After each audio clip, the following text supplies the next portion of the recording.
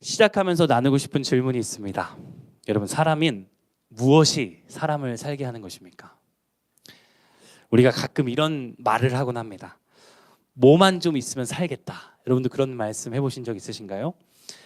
우리의 필요가 채워지면 우리는 좀 살 것 같습니다. 그렇죠? 돈이 좀 있으면 살겠다. 그렇죠? 많이 공감이 되시죠? 시간이 있으면 좀 살겠다. 바쁘신 분들은 또 시간이 또 필요하실지도 모르겠습니다. 배고파서 먹을 것 좀 있으면 살겠다. 이럴 때도 있죠. 우리가 배가 고프게 되면 아마 이런 육체적인 것들이 우리가 살아가는데 꼭 필요한 것 중 하나일 것 같습니다. 사실 돈 없이, 밥 없이 살 수 있는 사람은 없기 때문이죠. 근데 여러분, 이런 생각도 해보셨습니까? 사는 게 사는 것 같지 않다. 가끔 우리 인생에 이게 사는 건가? 하는 생각이 들 때도 있다는 것입니다. 아마 이런 생각의 대부분은요, 영적인 갈망 때문에 오지 않나 싶습니다. 육체적인 필요를 채웠다고, 다시 말해 육체적으로 살아있다고 해서 다 살아있는 것은 아닙니다. 왜냐하면요, 우리는 육으로 된 사람이기도 하지만 영으로 된 사람이기 때문입니다. 우리는 육과 영을 다 가지고 있기에 육의 필요와 영의 필요를 다 채워야 합니다. 예수님이 이렇게 말씀하셨죠. 마태복음 4장 4절입니다. 사람이 떡으로만 살 것이 아니요 하나님의 입으로부터 나오는 모든 말씀으로 살 것이라. 예수님이 이렇게 얘기하십니다. 사람이 떡으로만 살 것이 아니다. 예수님은요, 육의 필요가 너를 살린다고 말하는 이 사단의 유혹 앞에 사람은 육의 필요로만 살진 않아. 이렇게 대답하신다는 것이죠. 여러분, 떡도 중요합니다. 오늘 간식 아주 맛있는 거 준비했거든요. 맛있게 드시기 바랍니다. 떡보다 더 중요한 게 있습니다. 뭐냐면요, 하나님의 입으로부터 나오는 말씀인 줄 믿습니다. 우리를 진짜 살게 하는 것은 말씀의 은혜인 줄 믿습니다. 그래서 오늘은요, 무엇이 사람을 살게 하는가? 우리가 육체적인 필요는 너무나 잘 알고 있습니다. 그러나 여러분, 영의 필요도 아십니까? 정말 나를 향하신 은혜가 나를 살린다는 것을 오늘 깊이 누리며 또 그 은혜를 깨닫기를 주님의 이름으로 축복합니다. 오늘 진짜 살고자 하는 이들에게 이 말씀의 은혜가, 주님이 말하여 주시는 귀한 은혜가 임하기를 주님의 이름으로 축복합니다. 우리 사실 시편 1편에는요, 이 은혜가 가득합니다. 시편 1편은 복 있는 사람을 설명하는 것으로 시작합니다. 2절을 보니까요, 이렇게 쓰여 있습니다. 복 있는 사람은 율법을 즐거워하여 주야로 그것을 묵상하는 사람이다. 즉, 우리를 살리는 그 말씀의 은혜를 가까이 하는 자가 바로 복 있는 사람이다, 이렇게 표현합니다. 그러니까 이 복 있는 사람은 어떤 사람이냐면, 원어로 하면 행복한 사람이죠. 아주 즐거운 사람은 어떤 사람이냐면, 하나님의 말씀의 은혜, 나를 살리시는 말씀의 은혜를 가까이 하는 사람이 복 있는 사람이다. 가장 즐거운 사람이다. 행복한 사람이다. 우리의 문맥으로 표현하자면 진짜 살아있는 사람이다. 이렇게 표현하는 것이죠. 이 복 있는 자를 시편 1편에서는 또 의인이라고 표현합니다. 의인. 시편 1편은 사실 은근히 이 의인과 악인을 대조하고 있습니다. 근데 오늘 눈여겨볼 것은 이 의인과 악인을 아주 재미있게 대조한다는 것입니다. 여러분 한번 보시겠습니까? 먼저 1절에는요, 악인의 특징이 이렇게 나와 있습니다. 복 있는 사람을 설명하고 있지만 사실은 악인에 대해서 이야기하고 있죠. 복 있는 사람은 악인들의 꾀를 따르지 아니하며 죄인들의 길에 서지 아니하며 오만한 자들의 자리에 앉지 아니하고. 그러니까 악인은 어떤 사람이냐면 악인들의 꾀를 따르고 죄인의 길에 서고 오만한 자의 자리에 앉는 사람이 사실 악인이라는 걸 설명하고 있죠. 여러분, 이 특징들의 공통점이 좀 보이십니까? 모두 위치와 관련된 단어들입니다. 여기서 이 처음에 나오는 악인들의 꾀를 따르다 할 때, 이 꾀를 따르다 할 때 따르다라는 단어는 원어로 치자면요, 걷다라는 뜻입니다. 걷다. 그러니까 따라 걷다. 정말 그냥 직역해놨죠. 원어로 직역한다면 악인의 꾀로 걷는다는 뜻입니다. 악인의 꾀로 살아간다, 걷는다, 이런 뜻이죠. 걷는다는 것은 위치적 의미를 내포하고 있습니다. 어디를 향해 걷는다, 이런 위치적 의미를 내포하고 있죠. 길에 서는 것도 마찬가지입니다. 위치이죠. 자리에 앉는 것도 위치입니다. 여러분, 사실 우리는 보통 악인을 생각할 때 악인의 행동으로 그를 정의하길 바랍니다. 정의하길 원합니다. 이를테면 악인은 시기 질투가 많은 사람이지, 악인은 욕심을 부리는 사람이지 라고 생각합니다. 맞죠? 악인은 그런 나쁜 짓을 하는 사람이 악인이 맞죠. 근데 오늘 성경은요, 그보다 더 근원적인 것에 대해서 이야기하고 있습니다. 사실 악인은 위치가 잘못된 사람입니다. 잘못된 위치에 서 있는 사람이라고 말합니다. 그의 행동 이전에 그의 자리가, 그의 길이, 그의 방향이 잘못되었다고 말합니다. 그렇다면 자리가 잘못되었다고 하는데 그럼 의인의 자리는 어디인가? 여러분 이걸 아는 것이 중요합니다. 왜냐하면 우리가 있어야 할 자리이기 때문입니다. 3절에서는 의인의 자리를 이렇게 설명합니다. 그는 시냇가에 심은 나무가 철을 따라 열매를 맺으며 그 잎사귀가 마르지 아니함 같으니. 의인의 자리를 뭐라고 비유하냐면요, 시냇가라고 표현합니다. 그러니까 시내가 흐르는 근처라고 얘기합니다. 다시 말해 의인의 자리는 어디냐면 하나님의 은혜의 물줄기 옆자리, 그분 옆에서 은혜를 공급받는 것이 바로 의인의 자리인 줄 믿습니다. 여러분 우리가 있어야 할 자리가 어디인지 아십니까? 바로 시냇가, 다시 말하면 주님 곁입니다. 의인은 주님 곁에 있는 자인 줄 믿습니다. 그리고 그 자리가 나를 살게 하는 것입니다. 여러분 사람이 언제 사는 것입니까? 시냇가에 심기었을 때 우리는 살게 될 줄 믿습니다. 나무에게 시냇가의 물은 생명이 됩니다. 그것처럼요 사람에게는요 하나님의 넘쳐 흐르는 은혜가 생명이 되는 것입니다. 그래서 우리는 나무가 시냇가 옆에 자리 잡았을 때 사는 것처럼 사람은 하나님의 은혜 옆에 자리 잡을 때 살 줄 믿습니다. 이것이 우리의 영적인 필요를 채워주는 것이기 때문에 그렇습니다. 여러분 눈치채셨습니까? 사실요 의인은요 행동으로 되는 것이 아닙니다. 위치로 되는 것입니다. 왜? 여러분 행동도 중요합니다. 제가 이 뒤에는요 행위에 대한 이야기를 여러분과 나눌 것입니다. 중요치 않다는 것이 아닙니다. 여러분 선한 행동들을 잘하며 사시길 축복합니다. 다만 저는요 오늘 의인의 시작에 대해 얘기하고 싶습니다. 여러분 의인은요 선한 행동으로 될 수 있는 것이 아닙니다. 여러분 어떤 선한 행위도 하나님 앞에 의롭게 여겨지지 않기 때문에 그렇습니다. 우리는 단 1%의 사심도 없이 선한 행동을 할 수 없는 죄인이기 때문에 그렇습니다. 우리는요 의인이 될 수 있는 유일한 방법은요 선한 행동이 아닙니다. 내가 열심히 선행을 하면 주님이 날 의인 삼아 주시겠지가 아닙니다. 그렇다면 의인은 어떻게 되는 것입니까? 성경에 나와 있죠. 여러분 다 이 말씀 아시죠? 오직 의인은 믿음으로 말미암아 살리라. 의인은 무엇으로 됩니까? 믿음으로 되는 것입니다. 의인은 행동으로 되는 것이 아니라 주를 향한 믿음으로 되는 것입니다. 그래서 이 위치가 중요한 것입니다. 위치는 이것을 말해줍니다. 내가 지금 어디서 누구를 의지하고 있는지, 내가 지금 어디에 서서 누구의 도움을 바라고 있는지, 누구 옆에 붙어 있는지, 무엇으로 나의 삶을 채우려고 하는지, 위치는요 나의 믿음을 보여주는 것입니다. 악인의 위치는, 악인의 자리는 믿음이 있는 자리는 아닙니다. 그러나 의인은 그리스도를 믿는 믿음으로 그 옆에 꼭 붙어 있는 것이죠. 그러니 시냇가에 심겼다는 말은 이런 뜻입니다. 정말 은혜를 받을 때 내 영이 사는 것을 진심으로 믿는가? 다른 어떤 은혜 구하지 않고 오직 주의 은혜만 구하는가? 이 은혜에 목숨 걸고 있는가? 매 예배를 간절함으로 드리며 이 은혜를 채우는가? 아니면 오늘도 습관처럼 예배를 드리는가? 여러분 시냇가에 심기셨습니까? 4절은 이렇게 말씀합니다. 악인들은 그렇지 아니하며 오직 바람에 나는 겨와 같도다. 악인들은 그렇지 않답니다.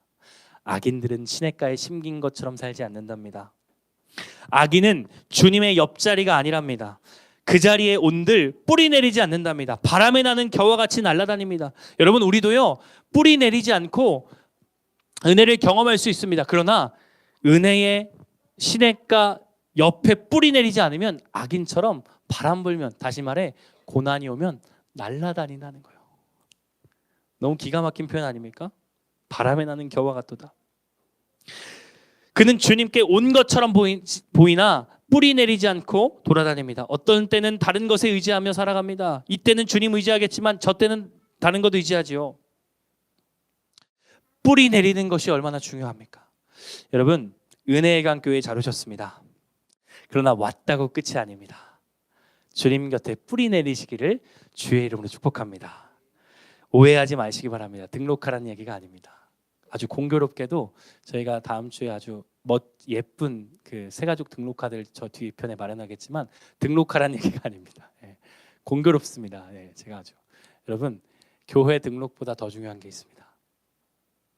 주님께 뿌리 내리는가? 그 은혜에 기인하여 사는가? 내가 주님의 은혜를 기인하여 사는가? 아니면 다른 은혜 먹고 살 준비가 되었는가? 심은 나무가 되어야지 바람에 나는 곁처럼 날아가지 않기를 주님의 이름으로 축복합니다. 오늘 말씀으로 주님 우리에게 물으십니다. 어디에 있느냐? 어디에 있느냐? 여러분 어디에 계십니까? 마르지 않는 은혜의 강에 뿌리 내려 은혜로 살고 계십니까? 아니면 언제 마를지 모르는 다른 것 의지하며 불안에 떨고 계십니까? 우리를 주님은 오늘 시냇가로 초청하십니다.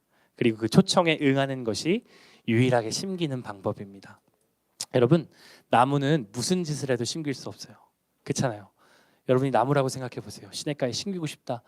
꿈을 꿔도 누가 옮겨 심어주지 않으면 심길 수 없습니다. 나무란 그런 존재입니다. 근데 우리에게는요, 선한 농부가 계십니다. 그 농부가 우리 시냇가에 심어주십니다. 오늘 이 말씀을 우리를 초청하시는 거예요. 시냇가에 심기지 않을래. 다른 것 의지하고 바람에 나는 곁처럼 살지 말고 시냇가로 나와 내 은혜를 받아 먹으며 살지 않을래. 아모스에 이런 말씀이 있습니다. 내가 그들의 땅에 심으리니 그들이 내가 준 땅에서 다시 뽑히지 아니하리라. 내 하나님 여호와의 말씀이니라. 우리 주님은 심으시는 분인 줄 믿습니다. 오늘 이 말씀이 저와 여러분의 귓가에 들려오기를 주의 이름으로 축복합니다. 오늘 첫 번째 말씀의 결론입니다. 한번 따라해 볼까요? 은혜의 시냇가에 심겨야 합니다. 예, 우리는 은혜의 시냇가에 심겨야 될 줄 믿습니다. 그렇다면 이 시냇가에 심긴 나무의 특징은 무엇인가? 이는 우리가 진짜 하나님의 생명으로 살 때 무엇이 달라지는가에 대해서 좀 나누고 싶습니다. 여러분, 시냇가에 심기는 것이 중요하다고 했는데, 그렇다면 시냇가에 심긴다면 도대체 어떤 변화가 내게 있는 것인가? 어떤 일이 나한테 벌어지는 것인가? 말씀을 한번 다시 보실까요? 3절입니다. 그는 시냇가에 심은 나무가 철을 따라 열매를 맺으며 그 잎사귀가 마르지 아니함 같으니 그가 하는 모든 일이 다 형통하리로다. 여기 한 3가지 정도의 특징이 나와 있는데 오늘 2가지만 보려고 합니다. 첫 번째 특징은 이것입니다. 철을 따라 열매 맺는다. 여러분, 나무가 시냇가에 뿌리 박혀 이 뿌리를 내리면요, 그는 열매를 맺게 되어 있습니다. 여기서 말하는 열매는요, 선한 행위를 말합니다. 성령의 열매들 말입니다. 우리 인격에 맺어주시는 하나님의 열매들 말입니다. 여러분, 우리가 시냇가에 심길 때 우리는 선한 열매를 맺을 것이 분명합니다. 옆 사람들 바라보시죠. 예, 어떠십니까? 선한 열매를 다 맺고 살고 계시죠? 그리고 이렇게 한번 말씀해 보시겠어요? 더 나아질 것입니다. 네, 더 나아질 것입니다. 여러분, 우린 여기서 끝이 아니에요. 우리 이 자리에 앉아 계신 분들은 아마 저보다 다 인격이 훌륭하신 분들 같습니다. 그런데 여러분, 소망하시기는 이게 끝이 아니에요. 이 정도로 우리 천국 가는 거 아닙니다. 주님이 우리 인생에 더 귀한 열매들을 맺어주실 줄 믿습니다. 놀라운 소망이죠. 그런데 여러분, 이것도 잘 기억하십시오. 지금 당장은 아닐지 모르겠어요. 당장 내일은 아닐지 모르겠습니다. 오늘 예배 끝나고는 아닐지 모르겠어요. 왜냐면요, 주님이 단서를 다셨기 때문입니다. 주님 뭐라고 하셨죠? 철을 따라 열매 맺는다고 하셨죠. 철을 따라, 계절을 따라. 여러분, 농부는요, 심은 다음 날 추수 준비를 하지 않습니다. 왜냐하면 자랄 필요가 있기 때문에 그렇습니다. 추수의 계절이 올 때까지 농부는 이 나무를 잘 돌볼 것입니다. 그리고 추수의 계절이 왔을 때 이 열매를 수확하겠죠. 여러분, 사실 우리가 이 열매에 대한 말씀을 들을 때 참 부담스럽습니다. 나는 참 그래, 성령 열매 다 알겠고 뭐 사랑과 자비와 양선 뭐 내 삶에서 다 보여줘야 되는 거 알겠는데 참 나는 그렇게 못 산다. 나는 언제나 이렇게 참 부족한가, 이런 생각 때문에 사실 열매에 대한 말씀을 들을 때마다 나는 그리스도인이 아닌가, 이런 생각까지 들 때가 있죠. 참 부담스럽죠. 그래서 말씀 읽는 것을 참 부담스럽게 생각하기도 하고요. 하나님을 믿는데도 짐을 지고 살아가는 것입니다. 이거 해야 되는데 저거 해야 되는데. 근데 여러분, 오늘 말씀 전 이렇게 설명하고 싶어요. 이건요, 여러분, 부담이 아니라 소망과 도전인 줄 믿습니다. 왜냐면요, 우리가 은혜 안에 거할 때 주님이 어떻게 설명하시냐면, 당신이 나무라면 은혜 안에 거할 때 자연스럽게 열매가 맺어질 것이다. 지금 이 얘기를 하고 계신 거예요. 여러분, 생각해 보세요. 나무가 열매 맺기 위해 무엇을 할 수 있습니까? 열매 맺어라 이러면 열매가 생기는 것입니까? 그런다면 좋겠죠. 나무는 그 자리에서 하나님의 은혜, 물을 잘 빨아들이기만 하면, 그 은혜를 누리기만 하면 계절이 다가올 때 열매가 맺히는 것입니다. 예. 여러분, 오늘 이 말씀은요, 나무에게 너 열매 맺어 협박하는 말씀이 아니고요, 나무에게 말해주는 겁니다. 너 언젠간 열매 맺을 거야. 너 언젠간, 너 그 계절이 오면 너 지금 가지고 있는 미움, 너의 마음속에 있는 이 그 나쁜 본성들 다 열매로 변할 거야. 주님이 우리 인생에게 이런 소망을 주시는 말씀이죠. 내 계절은, 내 철은 내가 할 수 있는 것이 아닙니다. 그러나 농부는 알죠.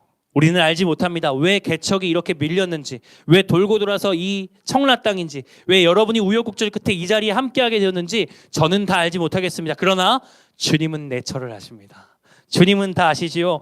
당신의 계절을, 왜 그런 시간을 겪게 하시고 이 교회를 부르셨는지 주님은 아십니다. 그러니 소망이죠. 그러니 도전이자 기쁨이죠. 내 철을 아시는 주님이 나의 농부 되시니까요. 오늘 내 계절을 아시는 그분께 소망을 얻으시길 축복합니다. 그리고 소망 있는 자들마다 주께 도전하는 것입니다. 주님, 내가 이 열매 맺으며 살길 원합니다. 내 때를 허락하여 주옵소서. 두 번째, 이 시냇가에 심은 나무의 특징이 있습니다. 두 번째는요, 모든 일이 형통하겠다 이렇게 쓰여 있습니다. 우리 옆 사람에게 이렇게 축복하실까요? 형통하세요. 네. 너무 기분 좋지 않아요? 네. 너무 매력적이죠. 형통이란 단어 너무 좋지, 너무 기분 좋은 단어입니다. 모든 일이 형통한다니 너무 좋죠. 근데 이 단어가 우리가 정말 생각하듯 모든 일이 원하는 대로 된다는 뜻일까? 두 가지 정도를 좀 생각해 보길 원합니다. 첫 번째, 여러분, 시냇가에 심은 나무가, 다시 말해 하나님의 은혜를 받고 사는 나무가 헛된 것을 꿈꾸겠습니까? 여기서 말하는 형통은 헛된 것의 형통이 아닙니다. 모든 일의 형통은요, 악한 일의 몰락을 얘기하는 것입니다. 악한 일이 형통한 것을 영적인 사람들은 형통이라 보지 않습니다. 악한 일의 형통은요, 악한 일의 몰락이 우리에겐 형통이죠. 나의 악한 꿈은요, 안 되는 게 형통입니다. 그죠? 또 하나 생각해 보실까요? 여러분, 그렇다면 진정한 형통이 무엇일까요? 무엇이 진정한 형통일까요? 무엇이 진짜 잘 되는 길입니까? 주 없이 돈 많이 버는 것이 형통입니까? 주 없이 성공하는 것이 형통입니까? 여러분, 성경에서 말하는 형통이 그런 종류의 것입니까? 제가 여러분 다음으로 들려드릴 문장은 굉장히 도전적인 문장이에요. 그래서 여러분 믿음으로 아멘 하셨으면 좋겠어요. 잘 하실 수 있겠어요? 잘 들어보시고, 아멘이 안 된다 그러면 자그맣게 아멘 하세요. 네. 아멘 된다 그러시면 크게 아멘 하시고, 여러분 잘 들어보시고 아멘 하세요. 돈 없어도 주님과 함께하는 것이 형통인 줄 믿으십니까? 네.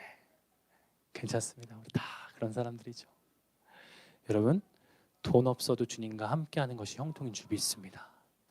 내 꿈이 깨져도 주님을 내 마음에 품는 것이 형통인 줄 믿습니다. 내가 바라는 것대로 되지 않아도 주님께 영광이면 형통인 줄 믿습니다. 여러분, 그 말씀 기억하세요? 그는 흥하여야 하겠고 나는 쇠하여야 하리라. 세례 요한의 말이었죠. 그게 형통인 줄 믿습니다. 굉장히 아멘하기 힘든 거예요. 여러분, 아멘 잘 안 하셨어요. 네. 그러나 오늘 우리 주님께서 이 믿음을 우리에게 허락하여 주실 줄 믿습니다. 주님, 나는 안 돼도 주님 잘 되시는 게 형통인 줄 믿습니다. 이 기도가, 이 고백이 우리 안에 진짜 믿음의 고백이 되길 주의 이름으로 축복합니다. 이런 의미에서 시냇가에 심은 나무와 같은 사람은요, 형통한 사람입니다. 그러니 이런 의인을 통해 주님은 영광 받으실 것이 분명합니다. 왜냐면요, 그에게 선한 열매가 맺힐 때 주님이 영광 받으시겠죠. 와, 여러분 생각해 보셨어요? 저로 좀 예를 들까요? 야, 이태진이 드디어 참다니. 주님 영광 받으시는 거죠. 와, 야, 제가 사람 됐다. 네. 여러분 약점이 좀 있으신가요? 드디어 내가. 하나님 그 일을 얼마나 기뻐하실까요? 주님께 영광이죠. 모든 일의 형통, 제가 형통의 정의에 대해서 말씀드렸죠.